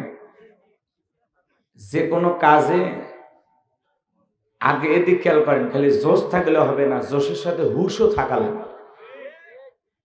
আবেগের ঠেলায় হাত তুলে হবে না, বিবেক দিয়ে ভেবে চিনতে বুঝে তারপরে হাত তুলতে হবে। তো যাই হোক, মানুষ মাত্রই ভুল হয়। আজকে মাহফিল আসতে পেরে, বসতে পেরে কারা কারা খুশি, মুখে নিয়ে হাসি, আওয়াজ দেবে বেশি, আল্লাহ নামের এমন একটি স্লোগান দেবেন, এলাকায় যদি কোনো ইসলাম বিরোধী উই পোকা, সার পোকা, তেলা পোকা থাকে, ওদের কলিজায় যেন কম্পন সৃষ্টি হয়, এমন আওয়াজ তুলতে রাজি আছেন যারা? বীর মুসলমানের মতো দুটি হাত টান টান করে তুলে দেখান তো তারা। লিল্লাহে তাকবীর, লিল্লাহে তাকবীর। আল কোরআনের আলো, আল হাদিসের আলো, দুনিয়ার মুসলিম, আমার নেতা তোমার নেতা, আমার নেতা তোমার নেতা। লিল্লাহে তাকবীর। আল কোরআনের আলো, আল হাদিসের আলো, দুর্নীতির আলো। আপনার অনেকে ঝোঁকে তালে বলে ফেলেছেন দুর্নীতির আলো ঘরে ঘরে চালু। বাংলাদেশে দুর্নীতি দমন কমিশন আছে না নাই? এরপরে দুর্নীতি কমেছে নাকি ডিজিটাল কায়দায় বেড়েই চলেছে? দিন যত গড়াচ্ছে দুর্নীতির পাল্লা তত ভারী হচ্ছে, কথা বলেন ঠিক কি না? আমরা চাই আমাদের প্রিয় মাতৃভূমি বাংলাদেশ দুর্নীতি মুক্ত আল্লাহ কবুল করুন, চিল্লা বলুন আমিন। আমরা চাই আমাদের বাংলাদেশ মাদক মুক্ত আল্লাহ কবুল করুন, চিল্লা বলুন আমিন। আমরা চাই আমাদের বাংলাদেশ যৌতুক মুক্ত আল্লাহ কবুল করুন, চিল্লা বলুন আমিন। সম্মানিত ভাইরা, আমার ভূমিকা লম্বা কথা নয়, সরাসরি মূল আলোচনায় প্রবেশ করতে চাই। তারপরে দুইটি কথা না বললে নয়। আমরা যত জায়গায় কোরআনের কথা বলতে যাই বলে হুজুর সাবধানে আলোচনা করবেন, ভুলে যাবেন না এলাকা কার। ওদের কথার সাইজ শুনে মনে হয় এলাকা ওদের বাবা। কিছু জায়গায় আলোচনা করতে গেলে বলে হুজুর ওয়াজ যা করবেন করবেন, খবরদার রাজনীতির কোনো আলোচনা করবেন না। আছে না নাই? আপনারাই বলেন তো আমার বাড়ি কোন জেলা? গাইবান্ধা। গরিব এলাকায় বাড়ি দেখে আমার জেলার নামটা নিতে আপনাদের কষ্ট হচ্ছে। একটু জোরে বলেন না আমার বাড়ি কোথায়? আমি আসছি কোন জেলায়? সিরাজগঞ্জ। বিশ্বাস করেন আমি গাইবান্ধা থেকে সিরাজগঞ্জে এসেছি শুধুমাত্র কোরআনের কথা বলার আশায়, এছাড়া আমার আর অন্য কোনো উদ্দেশ্য নাই। আর গাইবান্ধা থেকে সিরাজগঞ্জে এসে রাজনীতি করে আমার কোনো লাভ আছে? আগামী নির্বাচনে এলাকার মহিলা মেম্বার পদে দাঁড়ানোর কোনো চান্স আছে? তাহলে আমি কেন এখানে রাজনীতি করব? যদি করাই লাগে নিজের জেলা গাইবান্ধাই করব, কথা বলেন ঠিক কিনা? এই জন্য আপনার টেনশন মুক্ত থাকবেন, আমি আপনাদের কথার সাথে একমত। আমি বাংলাদেশের রাজনীতি কোনো দলের বক্তা না, আমি রাজনীতি কোনো বক্তব্য দেব না। I will not see political word because I am not a leader of any political party. কারণ এখানে সব দলের লোক আছে, আছে না নাই? এখানে বসে আছেন আওয়ামী লীগ, বিএনপি, জাতীয় পার্টি, জামাত ইসলাম, জাসদ, বাসদ, চরমানা, আরশুদ, আনবেগে, ফুরফুরে, হাটহাজার, ওলামা নিজামা, তাবলিগ, পাবলিক, ওলামা লীগ, গণতন্ত্র, গণফোরাম, সুসমাজ, বেগল বাজার, এলজিবি, মিডিয়াম, নাগরিক শক্তি, বিপিএল সোসাইটি, 4 দল, 14 দল, 8 দল, 19 দল, 20 দল, এবার বিএনএ, বাংলাদেশ কংগ্রেস যে পর্যন্তই থাক। আবার ভিপি নুরের আছে গণ অধিকার পরিষদ, তৈমুর চাচা খুলেছিল তৃণমূল বিএনপি, চাচার হাতে মূলে ধরায় দিয়েছে। চাচা মনে করেছিল এক চান্সে দেশের প্রধানমন্ত্রী হয়ে যাবে, অতই সহজ। কথা কন না কেন? ওই চাচারও 2-4 জন ভক্ত থাকতে পারে, কথা বলেন ঠিক কিনা? এত দলীয় লোক যেখানে, আমি কি বোকা দলীয় আলোচনা করব? এই দিক থেকে যদি একটা দল লোক গুতা মারে, ওই দিক থেকে আরেকটা দল লোক থানায় টেলিফোন করে, আমি হুজুরের অবস্থা ভালো না খারাপ? অতএব আজকের মাহফিলে বাংলাদেশের রাজনীতি নিয়ে কোন আলোচনা করা হবে? বলেন, বাংলাদেশের রাজনীতি নিয়ে কোন আলোচনা করা হবে না। তবে হ্যাঁ, আমি যদি কোন রাজনৈতিক বক্তব্য দেই, এই পৃথিবীর শ্রেষ্ঠ রাজনীতিবিদ, শ্রেষ্ঠ রাষ্ট্রনায়ক, শ্রেষ্ঠ রাষ্ট্রপতি, শ্রেষ্ঠ সেনাপতি, শ্রেষ্ঠ বৈজ্ঞানিক, শ্রেষ্ঠ দার্শনিক, শ্রেষ্ঠ বাবা, শ্রেষ্ঠ নানা, শ্রেষ্ঠ স্বামী, শ্রেষ্ঠ আদর্শ, শ্রেষ্ঠ মহামানব রাহমাতুল আলামিনের মদিনার আদর্শের রাজনীতির কথা বলবো। আমি যদি কোন রাজনৈতিক বক্তব্য দেই, খলিফাতুল মুসলিমিন, আমিরুল মুমিনিন হযরত ওমর ফারুকের আদর্শের রাজনীতির কথা বলবো। যে ওমর ফারুক আল্লাহর জমিনে আল্লাহর আইনকে প্রতিষ্ঠিত করতে গিয়ে নিজের কলিজার টুকরা ছেলেকে পর্যন্ত ছাড় দেয় নাই, কথা বলেন ঠিক কিনা? সেই মদিনাওয়ালার আদর্শের রাজনীতির কথা শোনার পর আপনার জন্য আবার চুলকানি আরম্ভ না হয়। কারণ কোরআন হাদিসের হক কথা সবার পেটে হজম হয়। আপনারাই বলেন তো, সুদ করে সামনে যদি সুদের বিষয় নিয়ে আলোচনা করা হয়, ও কি সিরাজগঞ্জের শহর থেকে মিষ্টি নিয়ে এসে বলবো হুজুর হ্যাঁ করেন একটু মিষ্টি খান, নাকি বলবে এই হুজুর এসে সুদের ওয়াজ কইরা আমার সুদের ব্যবসায় লাল বাতি জ্বালাইছে, কথা বলেন ঠিক কিনা? যারা ঘুষ খায়, দুর্নীতি করে, হারাম খায়, ভুড়ি বানাইছে 26 মাসের গর্ভবতী, ওদের সামনে ঘুষের আলোচনা করলে খুশি না বেজা? যারা বেনামাজি নামাজ নাসার খাইয়া পইরে আল্লাহকে সিজদা দেয় না, ওদের সামনে নামাজের ওয়াজ করলে খুশি না বেজা? যে সমস্ত মা বোনেরা বোরকা পরে না, পর্দা করে না, বুকে ওড়না পর্যন্ত নেয় না, জিন্সের প্যান্ট গেঞ্জি পরে রাস্তাতে হাঁটে যায়, পিছন দিক দিয়ে তাকালে মনে হয় দূরে সুপারি গাছ দাঁড়িয়ে আছে, এরকম বেহায়া বেপরদা নারীর সামনে পর্দার আলোচনা করলে খুশি না বেজা? এক কথায় ওয়াজ যদি কারো বিপক্ষে চলে যায়, কিয়ামত পর্যন্ত সে বক্তার উপরে খুশি হবে না, কথা বলে ঠিক কি না? এজন্য পরিষ্কার ভাবে একটি কথা বলে দিতে চাই, আজকের আলোচনা সভাপতি স্যারের মতো হবে না, প্রধান অতিথির মতো হবে না, মাহফিল কমিটির মতো হবে না, বক্তার মতো হবে না, শ্রোতাদের মতো হবে না। আল্লাহর কোরআন যা বলবে গোলাম রব্বানি তাই বলবে, এতে কে খুশি কে বেজার ওইটা দেখার টাইম নাই, কথা বলেন ঠিক কি না? যুগে যুগে নবী রাসূলেরা দাওয়াতি কাজ করেছেন, তাদের দাওয়াতি কাজেও কাফের বেঈমানরা বাধার প্রাচীর তৈরি করে দিয়েছিলেন। এরপরে আল্লাহর পয়গম্বরেরা শত বাধার প্রাচীরকে ভেঙে আল্লাহর জমিনে আল্লাহর পথে মানুষকে দাওয়াত দিয়েছেন। কথা বলেন ঠিক কি না? আপনার আমার প্রিয় নবী কালেমার দাওয়াত দিতে গিয়ে কর্মের প্রসার করতে গিয়ে মার খেয়েছেন, রক্ত জড়িয়েছেন, দান মোবারক শহীদ হয়ে গেছেন, লোহার টুপি মাথার ভিতর ঢুকে গেছেন। সাহাবায়ে কিরাম দ্বীনকে প্রতিষ্ঠিত করতে গিয়ে মার খেয়েছেন, রক্ত জড়িয়েছেন, জীবন দিয়েছেন। ও বাংলার মুসলমান, 1971 সালে এদেশের মাটির জন্য, এদেশের স্বাধীনতার জন্য আপনার আমার পূর্বপুরুষেরা যদি রক্ত দিতে পারেন, জীবন দিতে পারেন, প্রয়োজন যদি হয় আল্লাহর জমিনে আল্লাহর দ্বীনকে প্রতিষ্ঠিত করতে গিয়ে, কোরআনের সমাজ কায়েম করতে গিয়ে নবীদের মতো, সাহাবায়ে কিরামদের মতো বুকের তাজা রক্ত দিতে হয়। কারা কারা দিতে রাজি? দুই হাত তুলে আল্লাহকে দেখান। নারায়ে তাকবীর, নারায়ে তাকবীর, আল্লাহু আকবার। আল কোরআনের আলো, আল হাদিসের আলো, নারায়ে তাকবীর। আর সোজা করেন, টান টান করে তুলে রাখেন। আমি কি হাত নামাইতে বলেছি? ওই যে মাঝে মাঝে হাত বেঁকা করে তুলেছেন। দুই হাত সোজা করার শক্তি নাই। আপনি পুরুষ মানুষ, দুধ, ডিম, ভিটামিন, ক্যালসিয়াম মাঝে মাঝে কিনে খাবেন, একেবারে দুর্বল হলে চলতে পারবেন না। আর সোজা করেন, সোজা করেন।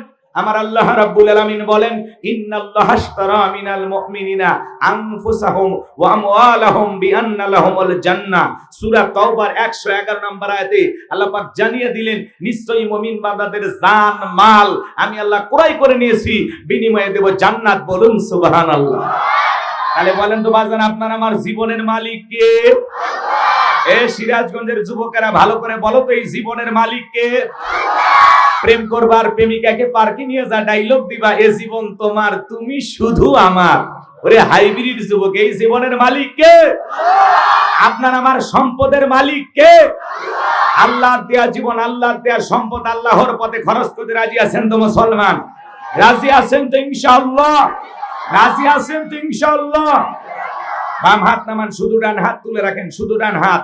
আল্লাহ রাব্বুল আলামিন বলেন, ইল্লা সাহাবাল ইয়ামিন ফি জান্নাতিন ইয়াতাসাআলুন। আমার আল্লাহ বলেন, ডানপন্থী যারা জান্নাতের বাগানে থাকবে তারা, ডানপন্থী যারা আল্লাহর প্রিয় হতে পারবে তারা। বলুন আল্লাহু আকবার। কোনো কথা হবে না। কিছুক্ষণ আগেই বলেন, হুজুর জীবন দিতে রাজি, রক্ত দিতে রাজি। আপাতত জীবন রক্তর দুইটার কোনোটাই দেয়া লাগবে না। ডান হাতটা পকেটের ভিতর ঢুকে দিয়া যে যা পারেন, যতটুকু পারেন, জীবনের শেষ ঠিকানা কবরস্থানের উন্নতি করবে মাহফিল, সবাই প্রাণ ভরে দান করবেন। সোজা ডান হাত পকেটে দেন, আমিও দিচ্ছি। নিজের পকেটে হাত দেন, অন্য কারো পকেটে হাত দিয়ে পকেট মারি বলে মার খেন না। সবাই পকেটে হাত দেন। ছেলে পেলে যারা আছো, ব্যাগ নিয়ে, রুমাল নিয়ে, চাদর নিয়ে, যার কাছে যা আছে তাই নিয়ে মাঠে নামো, খেলা হবে। ছেলে পেলে যারা আছো, স্বেচ্ছাসেবক ব্যাগ নিয়ে তাড়াতাড়ি মাঠে নামো, তাড়াতাড়ি মাঠে নামো। সবাই দেন, আমিও দিলাম, আপনারাও দেন। আল্লাহ সবাইকে দান করা তৌফিক দান করুন। জোরে বলুন আমিন। আরো জোরে বলুন আমিন।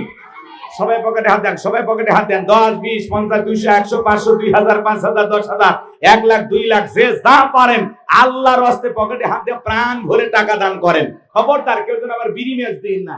2014 সালে ওয়াজ করতে গেছিলাম রংপুর তারাগঞ্জ, ওই জায়গায় কালেকশন চলতেছিল।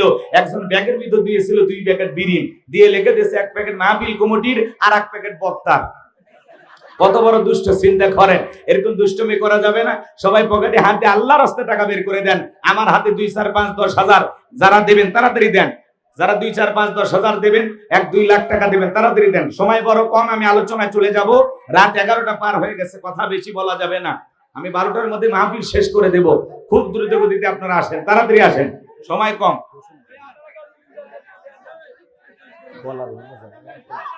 আমি বলে দিচ্ছি, ছেলে পেলে ওরে বড়, যেগুলো বড় মহিলা প্যান্ডেল আছে, মা বোনের আছে। মা বোন যারা বসে আছেন, মা আপনারা প্রাণ ভরে দান করবেন। আমি জানি সিরাজগঞ্জের মা বোনের হাতের রান্না যেমন ভালো, মনটা তার সাথে বেশি ভালো। আল্লাহ মা বোনদেরকে বেশি করে দান করা তৌফিক দান করুন। জোরে বলুন আমিন। সবাই একটু প্রাণ ভরে দান করেন, সবাই দান করেন। আসেন ভাই, আমার হাতে 2, 4, 5, 10,000 দেওয়ার মতো কেউ নাই। তাড়াতাড়ি দেন, তাড়াতাড়ি দেন, আলোচনায় চলে যাও। তাড়াতাড়ি দেন। আব্দুর রহমান ভাই কেউ আছে আর? হ্যাঁ, এতে বড় ভাই আমার, সবাই একটু প্রাণ ভরে দান করে। ভাইও মানে 6 গাড়ি আগে দিয়ে দিছে না, দেখেন হুজুররা খালি নেয় না, দেয়ও। মারহাবা খান। এই যে মাওলানা আল্লাহর গোলাম আব্দুর রহমান সাহেব, আপনারা জানেন এই যে আপনাদের পাশে মাদ্রাসা, সে মাদ্রাসার মুহাতামিম, 2টা মাদ্রাসার মুহাতামিম, ডবল মুহাতামিম, আল্লাহর বান্দা 6 গাড়ি আগে দিয়ে দিয়েছে। মারহাবা খান। আল্লাহ প্রিয় ভাইয়ের হায়াত বাড়া দেন, জিন্দেগির গুনাহগুলো মাফ করে দেন, তার মনের বাসনাগুলো পূরণ করে দেন, তার সন্তানদেরকে আল্লাহ পাক জামানার বড় আলেম হিসেবে কবুল করেন। জোরে বলেন আমিন। হ্যাঁ? আপনার বড় ভাই 150 গাড়ি দিয়েছে, আরো চাবো। গ্রামের মধ্যে বড় ধনী। আরো ধনী হোক, 150 গাড়ি কি কম মনে করছেন? বিশাল ব্যাপার, তো 1.5 লাখ পার হয়ে যাবে। 200 দিবি? না না না, থাক, জোর করা যাবে না, থাক, কষ্ট দিন না। 150 গাড়ি দিয়েছে, আরো 50 গাড়ি চাই, এটা তো কথা। জামাই শ্বশুর 2জনই ধরি। বাপরে বাপ, আপনি কয় গাড়ি দিয়েছেন? 200 গাড়ি। আপনি গরিব, তাহলে এক কাজ করেন, আপনি আমার বাড়িতে যান, আমি আপনার বাড়িতে এসে দেখি তো কে ধনী কে বড় লোক। আপনি কিচ্ছু দেখবো না, আমি মনে করেন আমার যা আছে আজ থেকে সব আপনার, আর আপনার যা আছে সব কাল থেকে আমার। মানবেন নাকি ক্ষণ? রাগ করছেন আপনারা? না, ঠিক আছে, আল্লাহ ধন দিয়েছে, তারপরে গরিবী হালত, মানে পছন্দ করে সাদামাটা জীবন যাপন, নিরহংকার একজন মানুষ। কথা বলে ঠিক কি না? এটাই জীবন, এটাই জীবন। কিসের অহংকার? আল্লাহ দিয়েছে সম্পদ, আল্লাহ রাস্তায় খরচ করতেছে। 200 গাড়ি মানে কি 2 লাখ পার, আরো দেবে ভাই। প্রত্যেক বছর মাহফিল হইলে 200 হিসাব করেন কত লাগে। এক বছর দিয়ে তো শেষ না, যে এক বছরে 10 লাখ দেবে আর জীবনে দেওয়া লাগবে না, তা তো না, প্রত্যেক বছর দেওয়া লাগবে। আমার মায়া হয়, মায়া হয়। হ্যাঁ, উনি 200 মিল করবি না? হ্যাঁ ইনশাআল্লাহ। না থাক, বড় ভাইয়ের উপর জুলুম করা হবে না। বলছি তো, আর কি চাবো, অ্যাঙ্গেলে তো চাইতেছি আমি। ওনার কাছে 50 করে আবদার করেন, আমি বললাম। আর আপনি 50, আমি তো 200 দিছি, আরো 50 দেন। আপনি সবার উপরে থাকেন, সভাপতি না কেরামত আলী, আপনি তো সভাপতি, মানে সবার উপরে। লিল্লাহি তাকবীর। আজকের মাহফিলে সভাপতি জনাব আলহাজ মোহাম্মদ কেরামত আলী সাহেব। নাম কেরামত আলী, কথার মধ্যে নেই জোরাত আলী, যাই না একেবারে খালি। 200 গাড়ি দিয়েছে, আরো 50 গাড়ি দাবি করতেছি নাকি খান? আল্লাহ কবুল করেন, জোরে বলেন আমিন। আল্লাহ তার হায়াত বাড়া দেন, দিলটা নরম করে দেন, জোরে বলেন আমিন। আর পাশে বসে আছেন হাজি সাহেব, মেয়ের কাছে আমার নাতিন দেয়, নাতিপতি দেয় মেয়ের ঘরে, তাই না? ইনশাআল্লাহ 50 করে। আল্লাহ শাহাদাত। মেয়ের ঘরে যেন আল্লাহ নাতি নাতনি দান করে, এই জন্য এই আশায় তো আছে। আরো 50 গাড়ি। মারহাবা কোন? ওনার নাম আল্লাহ শাহাদাত শুনুন। আলহাজ শাহাদত হোসেন, আল্লাহর গোলাম। আল্লাহর এই গোলামের দান তুমি কবুল করো। আলহাজ মোহাম্মদ শাহাদত সরকার, তাই না? শাহাদত সরকার, দোয়া করা দরকার। আল্লাহ তার এই গোলামের দান কবুল করেন। যে আশায় তিনি দান করেছেন, আল্লাহ যেন আশাগুলো পূরণ করে দেন। জোরে বলেন আমিন। আরো জোরে বলেন আমিন। উনি রাজি হয়েছে, আপনিও রাজি হন বড় ভাই। আপনি বলছেন আর কি বলবো? মাশাআল্লাহ, লিল্লাহি তাকবীর। জনাব আলহাজ মোহাম্মদ কেরামত আলী, উনিও 50 গাড়ি, এই যে 100 গাড়ি হয়ে গেছে, আলহামদুলিল্লাহ। আপনারা খুশি তো? আচ্ছা, মসজিদের সভাপতি সাহেব। খান সাহেব মসজিদের সভাপতি, বলেন কি দিবেন বাজান? 50 দিয়েছেন, আর 20 দেন না 10? 10 দেন। আচ্ছা, আরো 10 গাড়ি। লিল্লাহি তাকবীর। আল্লাহ কবুল করেন। হ্যাঁ, আলহাজ মান্নান খান সাহেব, আল্লাহ খান সাহেবের কলিজা আরো বড় করে দেন। হায়াতের জিন্দেগিতে আল্লাহ তাআলা জীবনের সব আশাগুলো পূরণ করে দেন। যে যা দান করে কবুল করে ভাই আল্লাহ। এরপর সরকার দিছে। তো সরকার সরকার, হ্যাঁ। দিন পরামানিক এখন এখানে আসেই নাই। তাই কি, তাই কি? এই ক্যাশিয়ার এই ঈদগাহ মাঠের ক্যাশিয়ার, ঈদগাহ মাঠের কেশিয়ার দিন সরকার, অবস্থানের কেশিয়ার। কবরস্থানে কেশিয়ার দিন সরকার, দিলু দিনু প্রামাণিক। দিনু দিন মোহাম্মদ দিন মোহাম্মদ পরামানিক। আল্লাহর বান্দা কই? বিশিষ্ট ব্যবসায়ী, কাপড় বিশিষ্ট ব্যবসায়ী, কাপড় ব্যবসায়ী গো।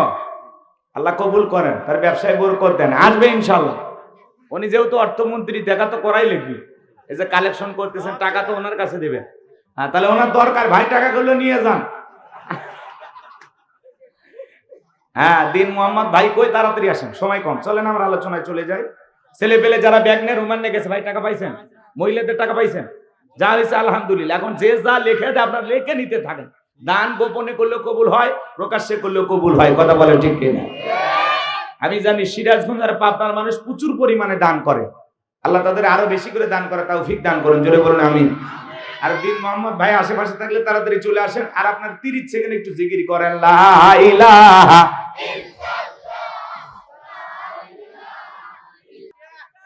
না না, ঘন্টাখানিক দিলে হবে। মানে আমি নিয়োগ করছিলাম 12টায় ছাড়বো, এখন বলি 11:30 বাজে, 12:30 পর্যন্ত আপাতত ঘন্টাখানিক সময় আপনারা দেওয়ার ওয়াদা করেন। বুঝি না, আমার কথা শোনেন। আমার তো 1.5 ঘন্টা চলেই গেছে, ওটা তো আর ফেরত পাবো না। পাবো কি? আধা ঘন্টা বোনাস দিলাম। আপনারা আগে 12:30 পর্যন্ত এই পরিবেশে যদি বসে থাকেন, তাহলে বোনাস টাইম যেটা আপনারা চাচ্ছেন আমি চেষ্টা করব ইনশাআল্লাহ। কিন্তু আপনারা থেকে আগে ধৈর্যের পরিচয় দেন। লিখেছেন তাফসিরুল কোরআন মাহফিল আলোচনা তাফসির ভিত্তিক হবে। কোনো ঘটনা কিচ্ছা কাহিনী এগুলো বলবো না, আমার অত সময়ও নেই। কারণ যত কথা পেছাবো তত কথা বাড়বে, আর কথা বাড়ানো যায় লম্বা সময় থাকে। 1 ঘন্টার সময় আছে, শর্টকাট কিছু মেসেজ দিয়ে দেবো, বাড়িতে নিয়ে যাবেন ইনশাআল্লাহ। যত দ্রুত শেষ করা যায়। কথা বোঝেন নাই? 12:30 পর্যন্ত আজকের মাহফিলে কারা কারা ধৈর্য নিয়ে বসে থাকবেন না তারা হাত তোলেন। যারা 12:30 পর্যন্ত বা 1টা পর্যন্ত সময় দেওয়ার এরকম নিয়ত আছে, 2 হাত তুলে বলেন ইনশাআল্লাহ। আর একটু জোরে বলেন ইনশাআল্লাহ। হাত নামান। আচ্ছা বলেন তো, আপনাদের উদ্দেশ্য কি? কোরআন শোনা না? বলেন কি শুনতে আসছেন? তাহলে কোরআন থেকে কথা হবে। আপনি বুঝলেও শুনবেন, না বুঝলেও শুনবেন, ওটা ভাষা করবেন না।